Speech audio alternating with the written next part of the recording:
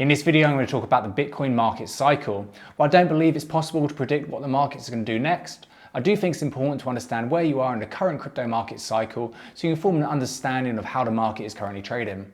You may have seen this chart before. It's the Wall Street cheat sheet, and this was around long before Bitcoin was ever created, but it paints a really nice picture of how emotions and our human psychology is affected throughout the market cycle. Here's an updated version which I mocked up for crypto markets. As the bull market starts, disinterest turns to hope, then belief, and then the thrill of the market going up and our portfolios increasing to a point where we're euphoric and we're forward projecting our future wealth. Before complacency sets in, we all get wrecked, anxiety, denial, panic, and then back to disinterest again.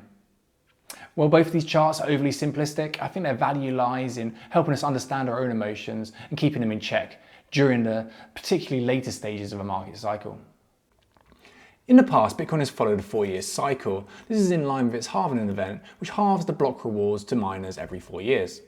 That doesn't mean that's going to continue in the future. There's very few data points to go on, and as the trading volumes continue to grow and the market matures and the mining volumes decrease, that's going to have less and less of an effect on the market. One hypothesis is for the super cycle. This basically means that the price is going to go up only over a long enough period of time. Something like Amazon could be said to be in a super cycle where it's been going up for decades. I like this theory as it fits in as confirmation bias for my own permeable outlook. Now let's look at some of the strategies that people use to navigate these Bitcoin market cycles. Dollar cost averaging is a very effective method to build an investment portfolio over a long period of time, buying in at regular intervals.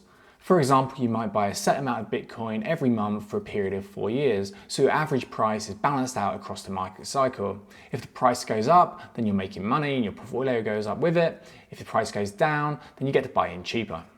This only really works well with an asset you have high conviction with. If the price drops 80%, will you still be compelled to buy in at your regular interval, or will you stop buying in? Because that's probably the best time where you should be allocating capital. Rebalancing automates the process of buying low and selling high. What you do is you set a target allocations for a diversified basket of goods. These could be cryptocurrencies, cash, stablecoins, ETFs, stocks, real estate, and then as the price of one of them assets goes up or down, you rebalance the portfolio back to your target allocation. So if the price of Bitcoin goes up, you end up selling some to get back to your target allocation because that will have a heavier weight in your portfolio until you sell some. And if the price goes down, you end up buying some, automating this process or forcing you to buy low and sell high. You might have seen the hashtag BTFD thrown about on crypto Twitter whenever the market goes into a small decline. That means buy the dip.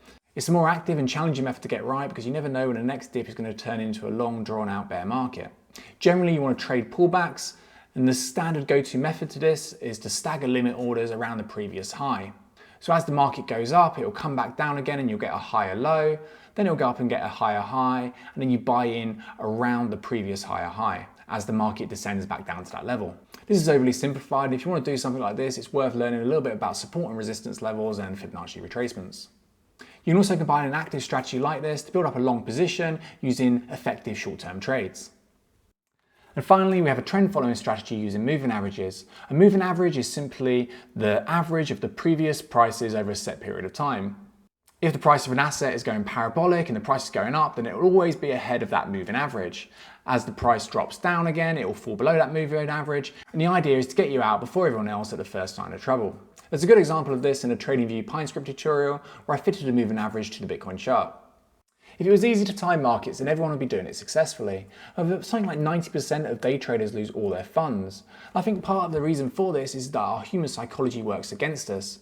When the price of Bitcoin is going up and the mainstream press are talking about it and you're getting shouts from your Uber driver about buying Doge, then there's a tendency to FOMO in. Our greed compels us to kind of get in on the action at the worst possible time. When the market's down and no one's interested and no one's talking about it and people are calling for Bitcoin to go to zero, then our inclination is to capitulate and sell at the worst possible time. Hopefully some of the strategies here will either help understand or avoid those market timing mistakes. Bear in mind that I'm not a financial advisor and this isn't financial advice. I hope you've enjoyed the video. Hit the like button for the YouTube algorithm and subscribe for updates. Thanks for watching.